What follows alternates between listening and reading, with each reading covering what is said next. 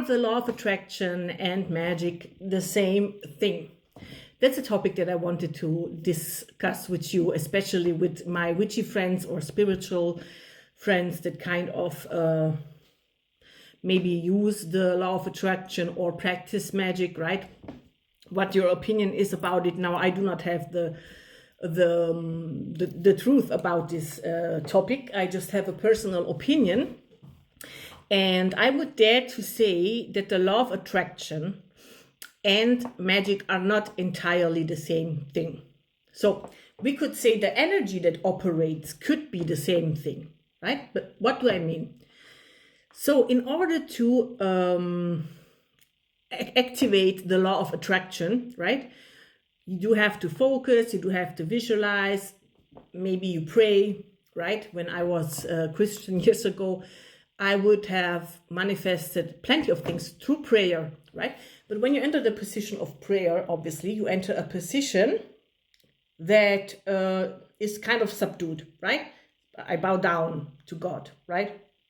Which is absolutely good, beautiful. If that's your belief, go for it. There are plenty of Christian witches. So, okay, and things to manifest, right? Now, what happens when you pray for something, and it doesn't come? Plenty of people will blame God, the angels, or this and that, and be like, why didn't you give me what I wanted? Da, da, da, da, da. When you practice magic, you literally have nobody to blame but yourself. And now you will say, no, that's not right, because we do work with spirits. We do work with spirits, with spirit guides, with goddesses, with gods, right? Some work with angels, other work with demons. So we do, but that's the difference. We do work with, not under. We do not subdue, right? So now, if I want to manifest something through magic, okay? And I decide what the ingredients will be, right? So for example, me, I seldomly follow spells of others because I think personally, for me, the most effective ones are those that I create myself. But before you start creating spells yourself, at the very beginning, I would obviously follow spells that already would have been created by somebody else, because I didn't have the experience, right? And to all the baby witches out there, please, just the most important thing that you have to do really is learn as much as you can about color magic, candle magic, about herbs, kitchen witchery. I mean, if you want to focus on one thing, but learn everything about it. Because once you know which ingredient is for what, you will be totally able to create something for yourself. Okay, but that's now not the point. Okay, let's say I want to manifest something and use magic. So I will go there, right? I'll be the one that has to think, okay, what do I want to do? First of all, I'm a chaos witch. That means that sometimes I do art magic, sometimes it could be something completely different. So first I have to decide, how do I want to do this? What do I want to do, right? Do I want to make a spell jar? Do I want to cook something? There are 1,000 possibilities, literally. Then I'm the one, right, deciding the ingredients, right? So then I will be the one creating the spell, right? That can be something that rhymes. It doesn't have to be necessary. It has to be something that lets you feel your power and stand in your power and believe in it, right? So everything you do, you create, that's you, okay? So you do all the work before. Then when the moment comes that you want to literally activate the spell, that is the moment when you will enter in collaboration with whatever you collaborate with. By the way, there are also atheistic witches that literally use their own power, and that's all. Not every witch does collaborate or believes even in the existence of divinities and stuff, right?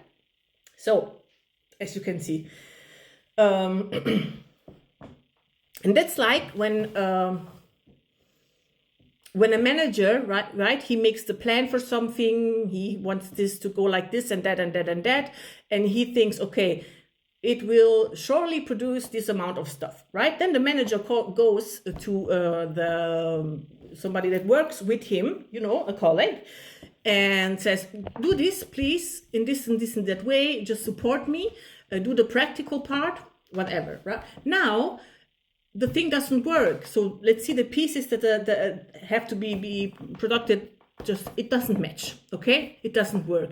Who's the responsible? It'll be the manager, right?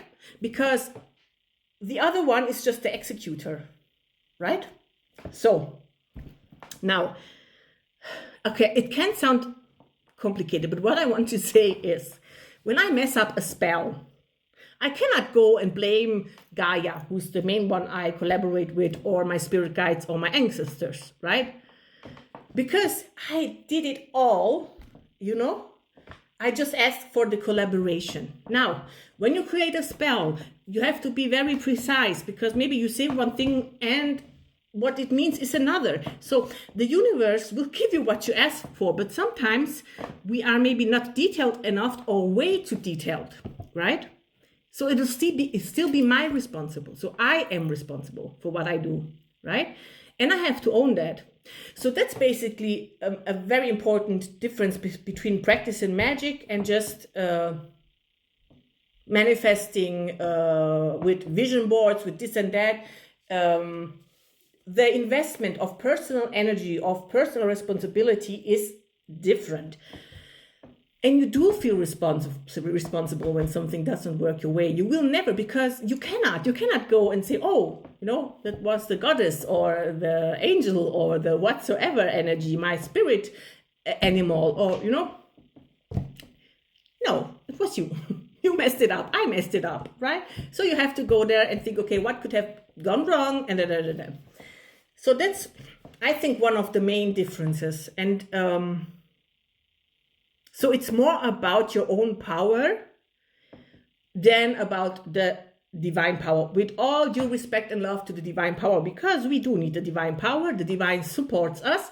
Our spirit guides protect us, even if we don't do nothing. It's not that now, just because I'm a witch, my spirit guides are, I don't know, on holiday, right? They still, and they do support you, obviously. And but the way you approach the universe is not like, please, please, please. It's like, hey, that's what I created. That's what I want. Please go and get it. It's like, quote, eye to eye, okay?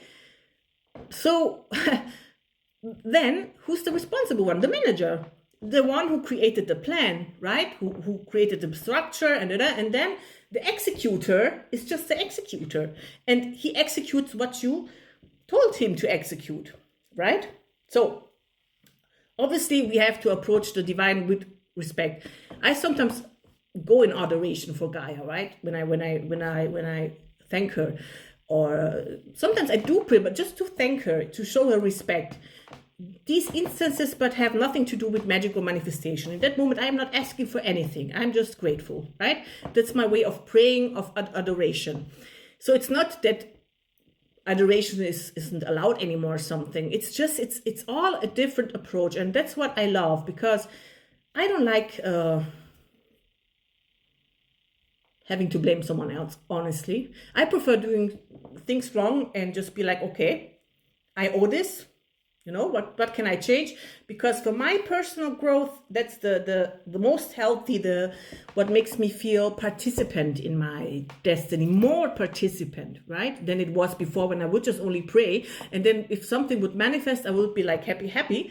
And if not, I would be like, oh, and just enter this kind of bitterness and stuff. When you enter the practice of magic, you start understanding that it's not all written in stone. It's not all 1 + 1 = 2, right? Sometimes we make errors, and so you literally can just blame yourself. So that's why I think there are two different things. Yeah, that's what I think. So law of attraction is one thing, magic is another. The energy maybe that we work with, that moves, could be the same, could be not, who knows, right? So what's your opinion about this topic? Let me know in the comments, and please, please, please follow. Bye-bye.